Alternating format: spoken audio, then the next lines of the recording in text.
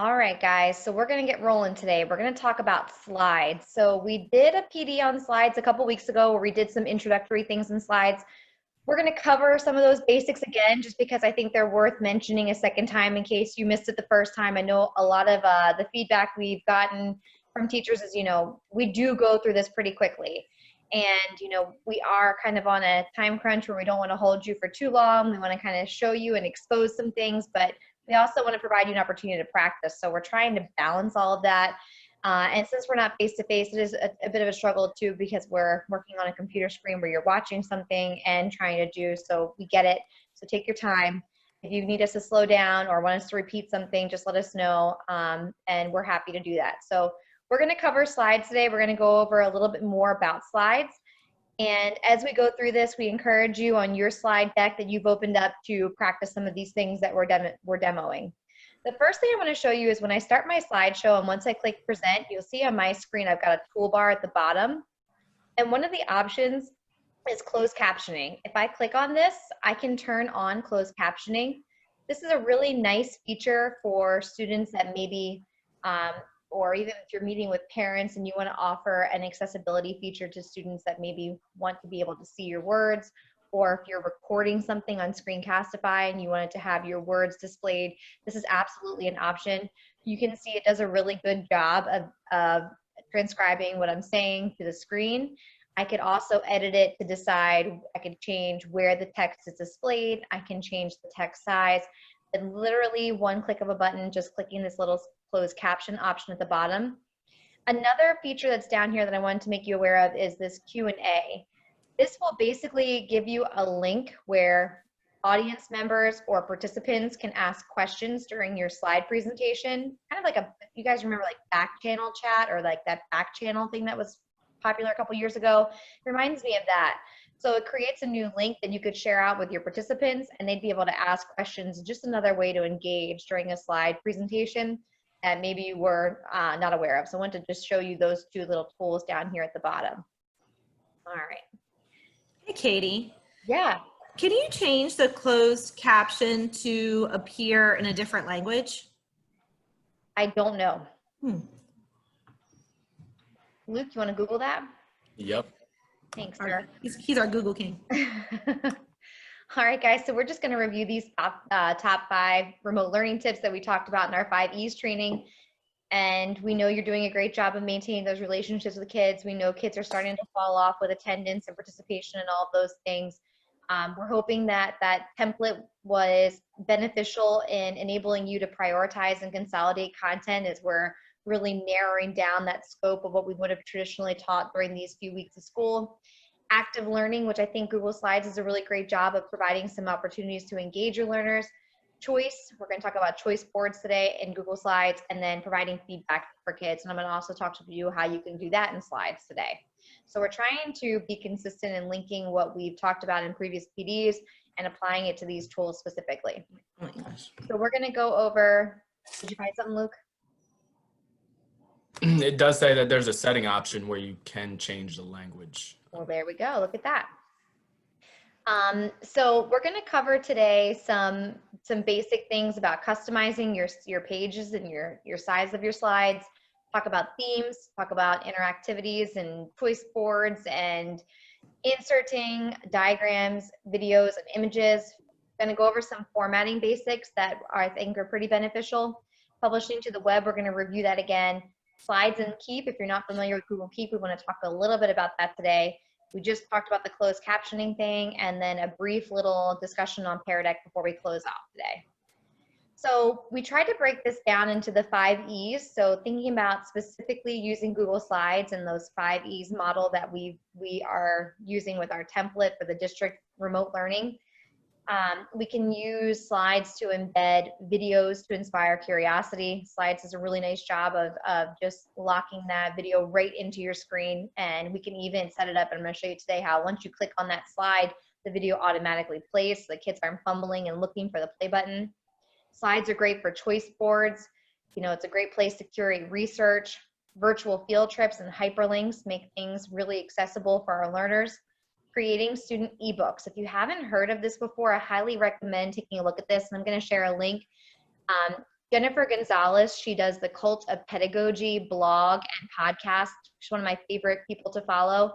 She did a really nice podcast on ebooks that I thought was really fascinating and a really great way for kids to demonstrate creativity and also some ownership in their learning, very student-centered. Slides is great for commenting and collaborating. We talked about that a little bit the last time.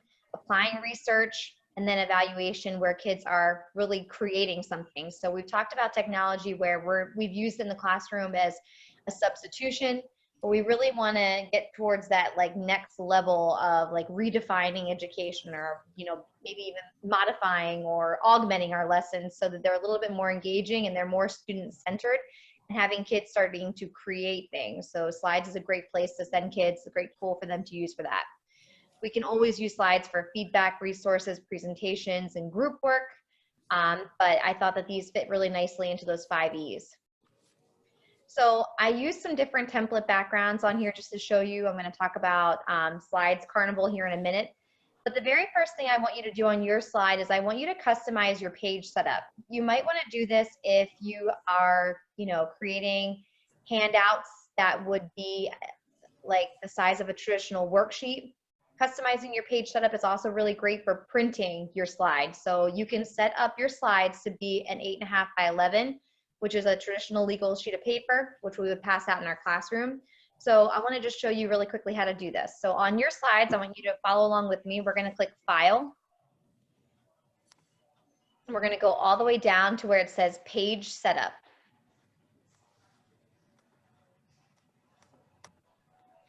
And you'll notice that it first does a widescreen default page setup. I'm going to click the little drop down and I'm going to change this to custom.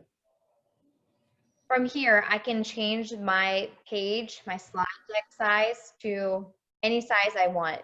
So a traditional piece of paper is 8.5 by 11, and you can go ahead and apply that and change your slide deck.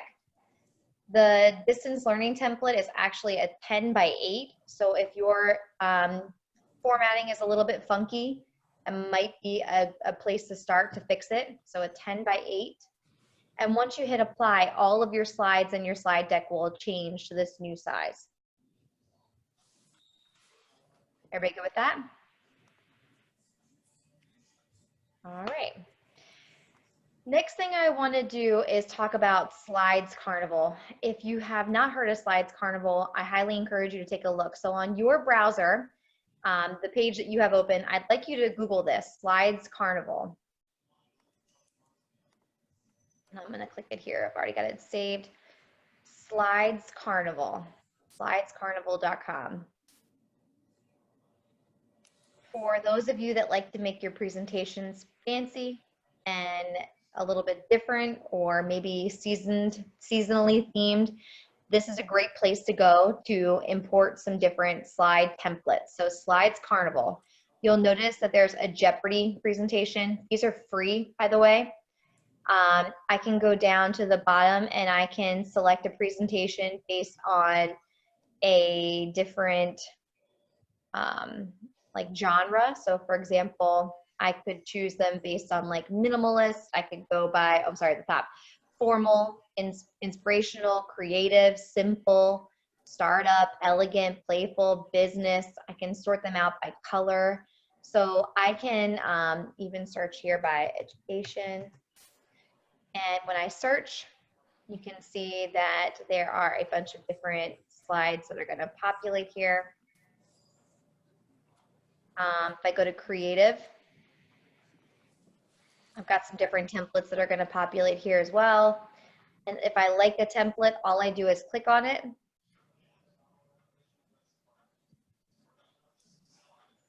And then I can go to preview and download if it's still something I'm interested in. And then use as I can take a look and make sure this is something that I'm interested in, that I like the look of it and the style, and I can use as a Google Slides theme. From there, I can click use template, and now this template is completely editable. It's mine. I usually save them into my Google Drive, that way I have them. And then I can go in and change this and edit the text and edit the words, or change the size of the setup of the sheet, or whatever it is I want to do, but now it's mine to edit and change and update. So that's a really nice little fun trick that's pre-created. They're really beautiful. They look great and could save you potentially a lot of time. You can see as I go through these, there's ones that have diagrams. Every single one includes some sort of map that I could integrate into my lesson, like different features like this. So these are really helpful and just a nice little trick. And then, like I said, I usually save them. So I will, once I open it, I save it in my Google Drive and I have a folder called Slides Templates. So whenever I come across one that I really like, I've already made a folder called Slides Templates. There it is. And then I can just move it right here. And that way I kind of have a bank of them in my Google Drive. Yeah, I was just gonna add that some of them are more than just like a pretty background. Like the Jeopardy one is actually like, it's the interactive game for the kids where it's got the 400 points. You click on the 400 and then it takes them to the question that you have put in there. Oh, nice. Yeah, and somebody told me, I was talking to somebody on Monday, they actually paid for a Jeopardy. And she was like, oh my gosh, I wish I had known that this was here for free. And it's pretty. So Slides Carnival for the win. It's a great little tool to have in your toolbox. All right, guys, let's talk about making slides interactive. I'd like you on your slideshow to add a couple slides. So at least add 2 or 3 slides. So you can add a slide by clicking the little plus sign right beneath the little slides home button. And then I'd like you to we're just gonna do a mock slide here. So we could do, for example, we could call this Unit 1. And then down here, I'm gonna put in my text box, I'm gonna call it like Lesson 1, Lesson 2, and Lesson 3.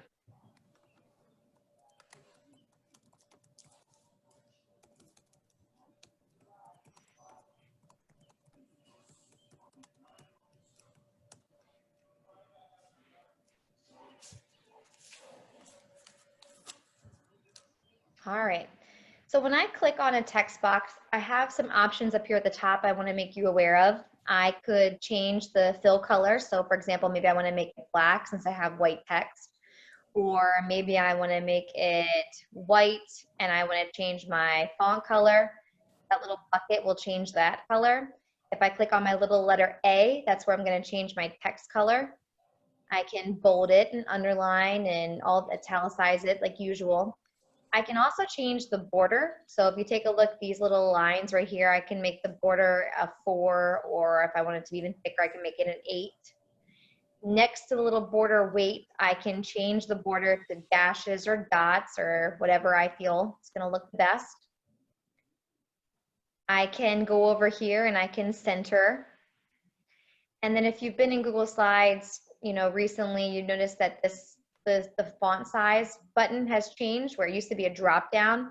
Now it's a plus sign, so I can just kind of ramp this up however large I like. And then I can also align it in the center, but I can also align it by, I can change my spacing here. I can add a space before or after, custom spacing, so that's available right there. If I want to make this slide interactive, so let's say I'm building this out for my Unit 1 slide deck, and this is something I'm going to use with kids, I can put links, and we talked about this in the last slides, PD, but I can add links right here. So I could highlight my Lesson 1 words, and I can either right-click and click link, or I can click the little paper clip up here, the insert link, and from here I can insert a link. So I could maybe send them to another website for the Lesson 1, or if I click right here, it says slides in this presentation, I can link to things directly in this slideshow. This is really nice, especially as your slide deck gets pretty long, to just give some nice shortcuts directly to those lessons, okay? I could also put like a back arrow in here. So if I wanted to always go back to page 1, I could add a shape, and maybe I want to put a, let's see here. I'm looking for a star here. I'm going to just do a back arrow. So I can add an arrow in here, and I could add text to this arrow, and I could write back, and then I can change this. I can link this to the first slide in my slideshow. So I can go right back to slide 1. So whenever I click on this little back arrow, it's going to take me right back to slide 1 when I'm presenting. So that's another little trick too. So we talked about last time where we got to lesson 1, but then it was like you had to scroll all the way up to the top to get back. You can also add these little icons to link to different portions of your slide deck as well. All right, choice boards. I'm going to share this entire slideshow with you guys. I'll put it on the technology website. I meant to do it last night, but I'll do it today for sure. I would really encourage you to take a look at this. So I did a lot of research over these last few weeks about slides and what I thought was really valuable for teachers. And I don't want to spend time going through all this because some of it might be applicable to you and some of it might not, or you might want to sort through what's interesting to you. I put a link here to that student ebooks. I love this idea. I think Jennifer Gonzalez does a really nice job of presenting this and giving ideas how to do this with students. I put a link here of how to make choice boards. The Bitmoji scenes have been really popular. If you're on Facebook, you can see, if you follow any of those like educational groups, like this has become like a whole thing. And on Pinterest, there's tons of ideas how to do this. And I think these are really neat and people have liked these because they provide links to different things that you're using in your classroom. Creative ways to use slides, great ways to use slides, and then slides for collaboration. So take a look at my little choice board here. And I'd like you to take some time and explore some of these sites because I think that they're really valuable. All right, diagrams. So open up a new slide on your slide deck. So just hit the plus sign. We're gonna all insert a diagram. So diagrams are great ways to organize data, right? So they're super easy to insert into your slide deck and they're really nice because they're very editable. So I'm going to go to insert. And I'm going to go down to where it says diagram. So insert diagram.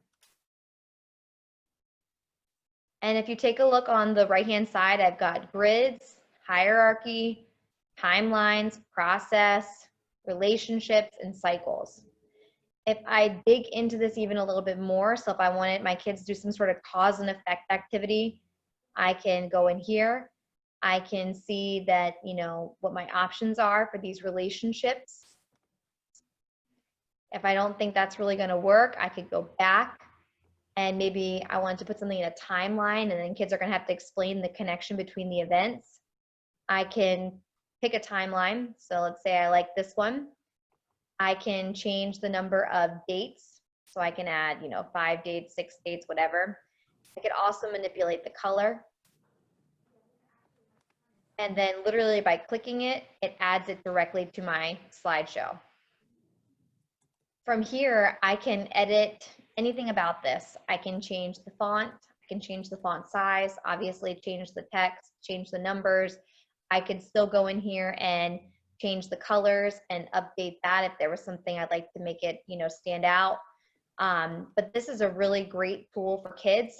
In my class, I would have kids create their own. So I would share a Google slide deck with students on Schoology using that Google Assignments resource, and then everyone would get their own digital copy. And then the requirement would be for them to fill this in and then give some sort of explanation.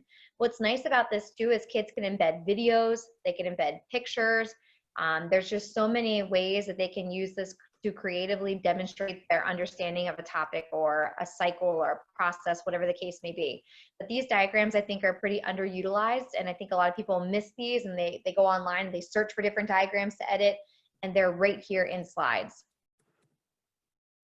All right, insert video. On your slide deck, I would like to give this a try. We've already done this, but I want to review it again because just in case you didn't get it the first time, I want to make sure that we know how to do this. So we're going to go up to the top toolbar and we're going to click insert and we're going to do insert video. I'd like you to first search something on YouTube. So let's say I'm getting ready to do something on primary source documents. I can search YouTube and I can find a video. All I have to do is select the video and then click the blue button select.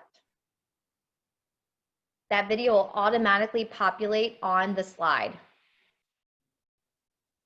What's nice about this is it's one-stop shop, right? Kids aren't going out looking for something else. They're not following a link. It's embedded right here in our slide deck, and there's really, you know, no extra steps needed by the kids. if you take a look over here, once I added this video, I have these format options that automatically display on the right-hand side. I could change the start time. So let's say I think the beginning is fluff and I want to skip past that. Or maybe I don't want them to watch the whole thing. I only want to watch, you know, to 1 minute and 30 seconds. I can autoplay when presenting. So when kids get to this slide, it automatically plays the video and they're not fumbling looking for the play button. And they know it's a video, it's not a picture. So these little features right here, I think, help to make your slideshow even that much more powerful. Was everybody able to add a video? Yeah? Okay. All right, so how about inserting a video from your Google Drive? If you have created a Screencastify, you should have some videos in your Google Drive that you can import. So let's practice this one more time. So we're gonna go up to the toolbar at the top, we're gonna click Insert. We're gonna go down to Video. And initially it defaulted us right to this searching YouTube, but if I go over, I can search by Google Drive. Once I'm in my drive, it's gonna immediately populate just to the videos that I've recorded. So it's not gonna show all my docs and, you know, all the other things that I've made in my Google Drive. It's gonna show me the videos. So once I have a video that I want to add to my slide, again, I select it and then click select, and that video is automatically embedded full screen onto my slide deck.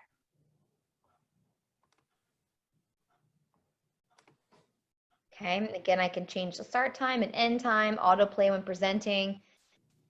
But that's one of the things I love about Screencastify is how they're linked to your Google Drive and you're not searching for a URL, you know, you're not downloading it and then uploading it or anything crazy like that. It's just literally one click and you can bring it all together. Great for the beginning of the week introductions, great for explaining to kids what you're getting ready to do. I know, Amy, you're using these with kids, right? So you're pushing these out and you're asking kids or giving them feedback even, right? Correct. If kids had done something and you wanted to give them a personalized video, Screencastify is a great tool for that. Amy, how else are you using it with your slides? For next week, we're going to read an article off of Scholastic Storyworks, and they come up with a video. So we downloaded that video and we're going to use that. Love it. Anybody else have any creative ways they're using their Screencastify videos and slides together? Some app smashing, if you will. Okay. In my CVC review slideshow, I wanted the students to go through and practice with me first, and then I wanted them to then go through each slide and do them on their own. So I made a Screencastify of myself going through my slideshow in present mode and recorded that. So the first thing they come to is the video that we practiced together, but they're actually watching a video and going through the slideshow with me. So I kind of connected that. That way I didn't have to double the amount of slides in my presentation. Yeah, and I think about next year when we're face-to-face again, and I'm just going to keep saying that because I'm going to make it come true. I'm going to bring that to fruition that we're coming back face-to-face to start the school year. What a great opportunity for you to have station activities where the instructions are embedded right into these slides, and kids can work through these slides at their own pace, and they can go back and listen to your instructions again. Or some kids need to hear things a couple times, right? So if you're teaching a new math concept and if you have something recorded in your slide deck and they can listen to that concept or watch you solve that problem multiple times, I think that's a really, really nice feature of technology that, you know, instead of us having to repeat it and repeat it and repeat it, it's a great way for kids to kind of access the information independently or embed a YouTube video, because sometimes we explain things one way, somebody else explains it another way, and for whatever reason that light bulb clicks for which of the, you know, any different people. So Katie, you had suggested to me to make some videos to go along with my packets. And I also did that with my couple pear decks that I created. I made a slide and I made a video of myself actually doing the pear deck. Oh, I love that. Kids know how to do it. I mean, I didn't even know how to do it. So I made a video of myself actually going through the pear deck. I put the pear deck and my video on the same slide, and then I posted that. And that was That's the that you gave me. That's awesome, Barb. I love that Yeah. strategy. And Yeah, I figure next year I can keep them on my Clever, and kids can use them in the classroom, and the directions are already there, and they can pick which one they do. And that was really a great idea, because I can see, how helpful that will be. yeah, it puts the ownership on the kids, right? And it also frees you up to work with a different group of kids that might need one-on-one support Yep. or small group instruction. Yeah, So great I love idea. that. That's awesome. All right, guys, we're going to do this together. So at the top of your toolbar, I want you to do insert, and we're going to do image, search the web. And I think you guys are already pretty familiar with this, but it doesn't hurt to go through it again. Again, this is going to be a safe search. So literally they can search something, somewhat naughty. If I, for example, I always use this example, search chicks. Literally baby chicks are going to come up, and we're not going to have anything really inappropriate. I can select the image and click insert, and that image immediately populates onto my screen. I can change the size of it. And also, if I went to insert image, I could also upload them from my computer. I could pull images from my Google Drive, my photos. I could have a URL, or even use my camera. Okay, so insert images. All right, Dawn, you want to talk about, you mentioned this already, and I should have just went right into it, but. Oh, you're fine.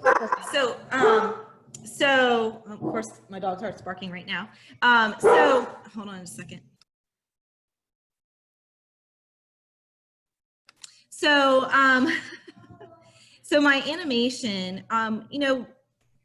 I use animation to catch the kids' attention, or to use it in some strategic way. If I'm having students sound out words or word parts, and I don't want them to use the picture to know what it is. I want them to use the word and then have the picture support it.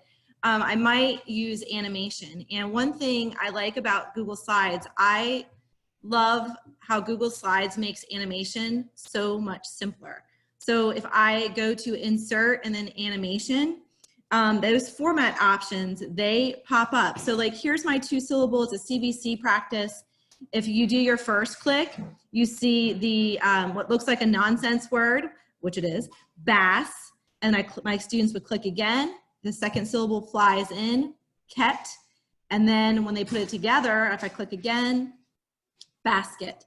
So that way, when they're doing the first syllable, they're practicing their CVC, reviewing what it is to read a CVC word, but then they have that visual support. So this would be cack, and the next syllable would come in, tuss, and then I have my picture to support it, cactus.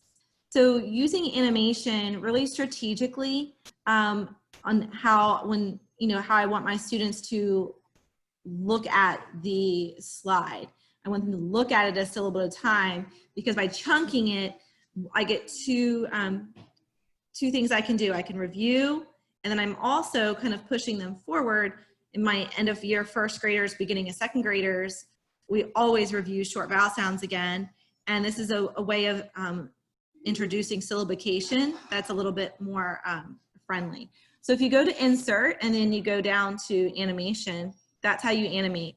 Now with my slides, with each text box I created, so when I did my first syllable, I had a text box, and I formatted it to the right, and I then inserted my animation where I wanted it to fly in from the left, because I read it's coming in from left, I start at the left.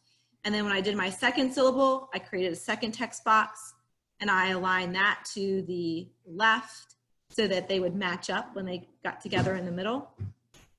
And then for my picture, I didn't want it to fly in from anywhere. I just wanted it to appear. So I clicked on my picture I put in, inserted the animation, and you can pick from however you want. And then if you want to come on the click, if you wanted to come in after, and everybody knows how much I love doing my PowerPoints, but I actually think Google Slide, when it comes to animating your slides, is so much easier to do because of the format options that pop up automatically on the right side of your screen.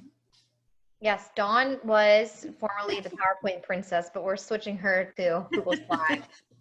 But yeah, Dawn just mentioned this. I don't ever use animation. I'm weak in that area for sure. But if you take a look here, if I selected the picture, you know, it gives me different options of how I can do this and what kind of animation I want to include. And then I can also drag and drop. So like Dawn mentioned, the order is really important for her, for her basket and then the picture. So you can easily drag and drop. So add your animation and then you can rearrange. And then you can even play it to see if it is what you were hoping to accomplish.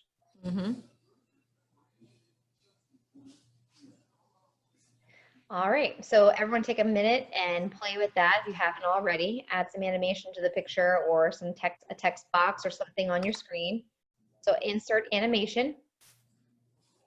And Andrea in the chat, she reminded me that when we use any kind of pictures, those are nonverbal representations, which is one of those top 5 strategies for Marzano, which is why whenever I can, in anything that I'm doing, presenting to adults or presenting to children, I'm always trying to include those nonverbal representations because, you know, sometimes it is that picture or that image that really helps the student really hold it into their mind and make the connections. Thank you, Andrea. All right, so we talked about inserting images from Google Drive. Let's go down. Let's talk about arranging objects. So this was something that really helped me when I started to want to better align objects on my PowerPoint or my slide deck. So if you take a look, if I were to select an image or even a text box, it doesn't really matter. I can right click on the image and I can change the order. I can rotate them. I can center it on the page for one object, right? When I start to select more than one, so if I click on one and click Control, and so I can select multiple objects on the slide deck, or I can kind of go across and highlight and select multiple. From here, I'm given some additional options. So if I right click, I can now distribute them, or I can align them vertically. So I can distribute them vertically. I can distribute them horizontally. I can align them to the top. I can align them to the left, which will put them all in one big chunk. But if I wanted to do this one and this one, I could align them to the left and make them kind of center up. On the distance learning template, there are several different text boxes and, you know, they get kind of out of order or they get moved. That's a great way to kind of reformat them and get them onto that one side if you'd like.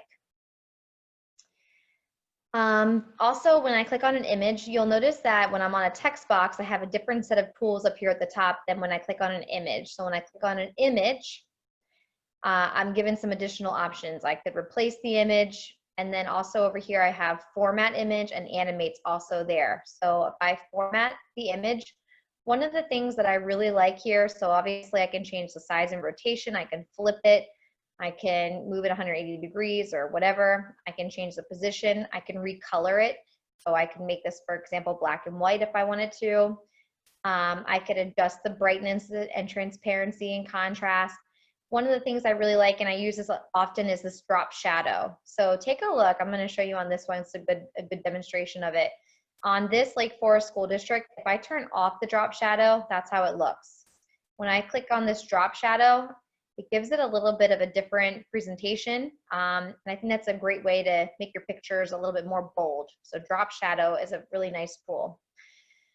But those are some other formatting options. Another thing I want to show you are the grid lines. So if I go up here to the top and I click view, this is where I could turn off my ruler. But I can also go to guides and I could click on show guides. Okay, so these guidelines creates 4 perfect squares on my slide deck where I can arrange things a little bit differently. If I was making a choice board, this would be one way I could use to help organize it to make sure that they're perfectly aligned. Maybe if I'm doing some sort of station work and I wanted to split the kids up into 4 different stations and put their names instead of drawing the lines in there, those grid lines will automatically just populate on your screen. So view, and then guides, and then show guides. And I can turn it off by unchecking it. All right, Giffy. This is a fun little tool that I think just makes your slides a little bit more fun, and I like them as adults, and I know that kids usually enjoy these because they're entertaining. So we're going to talk about how to add this. Giffy has an extension that you can add to your Chrome browser, but also it's on a website as well. So on your screen, I'd like you to open up a new tab, and I'd like you to go to Giffy.com, Giphy.com, Giphy.com. I wouldn't search Giffy in front of students because there are sometimes things that are not perfectly appropriate for little ones, but there are a lot of really great ones that are kid appropriate as well. So let's say, for example, I wanted to search celebration. So if I search the word celebration, it's going to come up with a bunch of different GIFs that I could use. I could take a look and find one that I really liked. And I want you guys to do this as well. So find a GIF that you like. And I'm going to click on that GIF. And then over on the right-hand side, you're going to see a tool that says copy link. So I want you to copy the link. And then you're going to actually select the middle link, not the short link and not the HTML link, GIF link. So I'm going to copy this link right here. Copy the GIF link.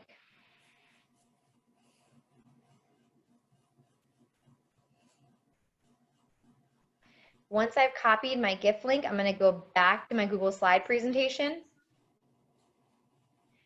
And I'm going to go Insert Image. Insert Image by URL. Insert Image by URL. Paste my link in. And it'll give me a little preview of that link. And then I'll click Insert.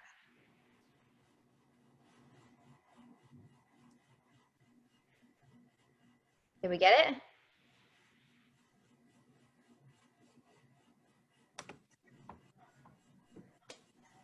If you want to unmute, feel free. You've got a question? Sweet. Okay.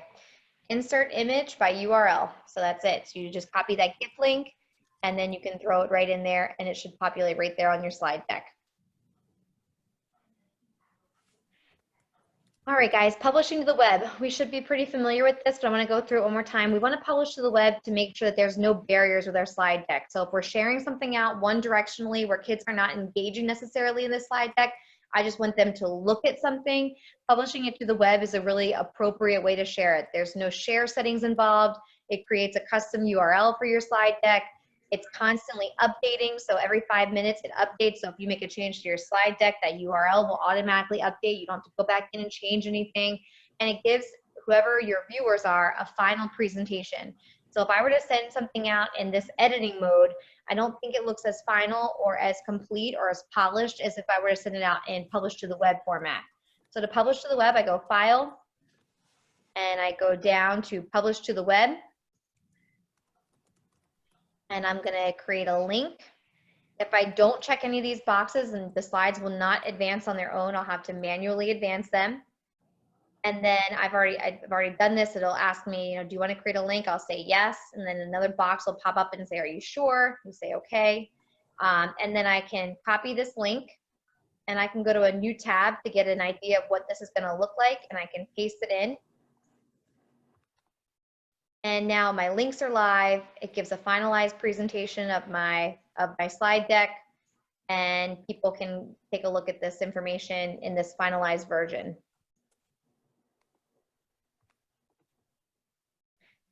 All right, Google Keep. Have you heard of Google Keep, and have you used Google Keep? Anybody? No, yes? Okay, all right, Google Keep. Google Keep is basically an online notepad, digital notepad. It is awesome for curating resources, for saving different things. Instead of bookmarking, I use Google Keep frequently. And if you want to open up a new tab, and you can literally search Google Keep. And it's keep.google.com. I know Dan has been using Google Keep because we were talking about how to share our Google Keep resources. Yes, Dana, how else are you using this? I was using it a lot for when I found websites that I wanted to review. So I was using it as a bookmark, more or less, to not fill up my already existent bookmarks. But I've recently set it up in a different format to make a to-do list and things like that to use in the upcoming year, I think.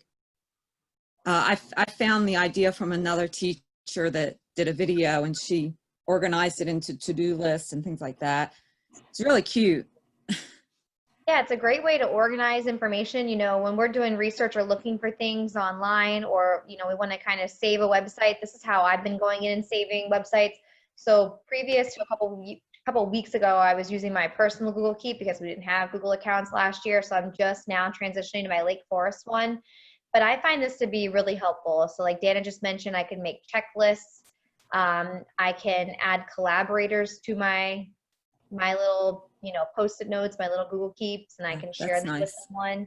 And then, like, let's say Dana and I are working on a checklist together. She could check it off, and I'll have a live update that's already done, and I can move on to the next task, that kind of thing.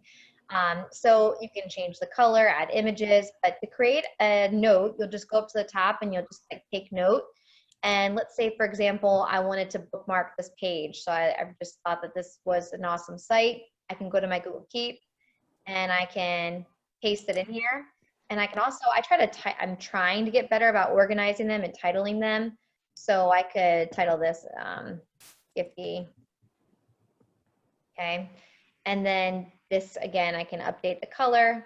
I can add a collaborator. So if I know that, you know, Dana and I are going to be working on this together, I can share this with her. If I think it's a really great resource because we're planning a lesson together, then she can have access to this as well.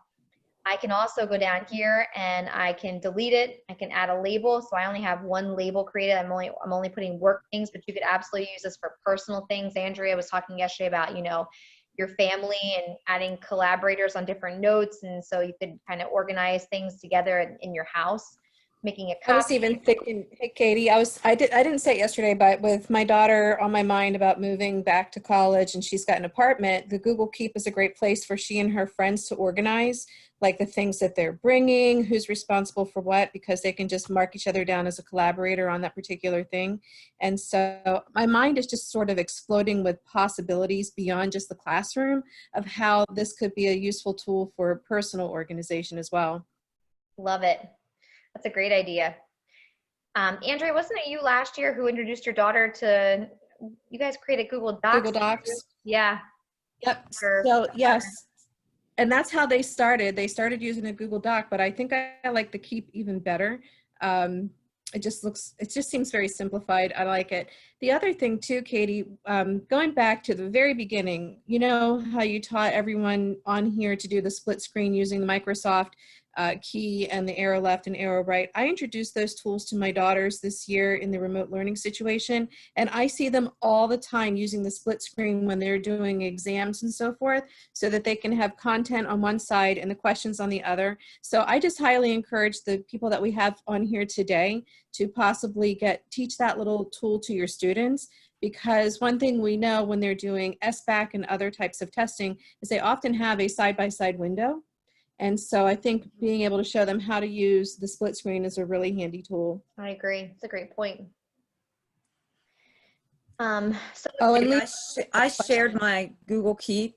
There's actually headlines that I got from that teacher that posted that video. If anybody wants the border headlines that are real colorful, I can send them. Oh yeah. Do you have them? You can throw them in the chat.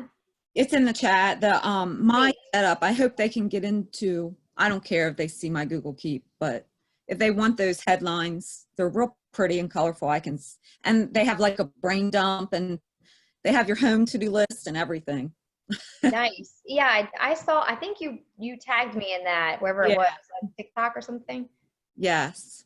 Yeah, but yeah, people have all kinds of really creative ways to sort these out and organize them. So I think that's an awesome idea.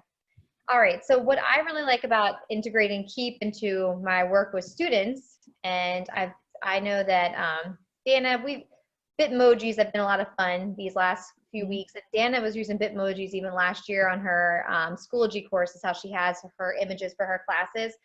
But I think Bitmojis and Google Keep go really nicely with kids too. So one of the ideas I wanted to share with you is if you take a look at your Google Slides, and you might not have ever noticed it before, but the little Keep icon is over here on the right side. It lives right there. And it links up directly with your Keep. So everything that's in my Keep, I can find right here. What I like about this is, let's say, for example, I had kids working on a slide deck, and I wanted to give them some feedback.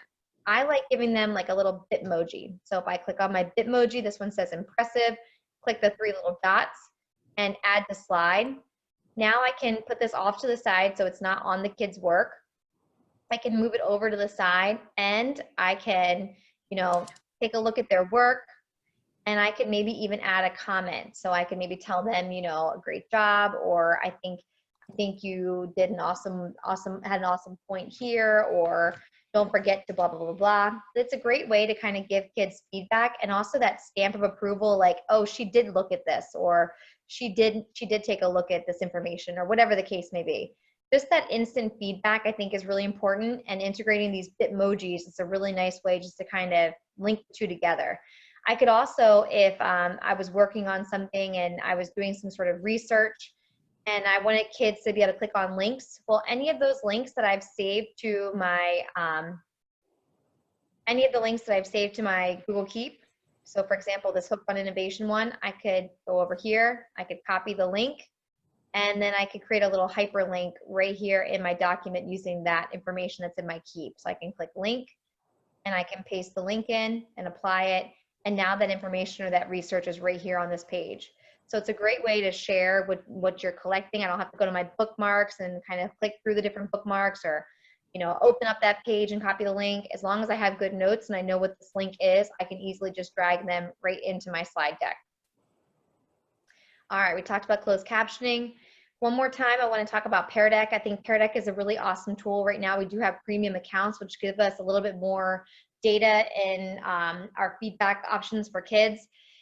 If you haven't tried Pear Deck, I highly encourage you give it a try. Pear Deck has we did that survey last week, and we had a lot of really positive reviews on Pear Deck. I mean, a lot of people that had tried it were very satisfied. It makes your slides interactive and engaging, and it also is a great way for you to collect feedback. So if you, for example, had some sort of math problem and you wanted kids to be able to draw on the math problem, by integrating Pear Deck, they can absolutely do that. So just one more time, to add Pear Deck, we go up here to add-ons, Pear Deck, and then open Pear Deck. And I'd like you to do this with me if you don't mind. So if you haven't done this already, we're gonna go to add-ons, Pear Deck. And if you take a look right here, we've got some nice shortcuts. So let's say I wanted kids to correct these sentences. Let's say they were grammatically incorrect. I can integrate the draw tool on here, and it'll take a second to load. It's adding the interactive component to this question. And then I could start this lesson and share this link with kids, and they'll be able to draw on it. They could add text on here. They could change the colors.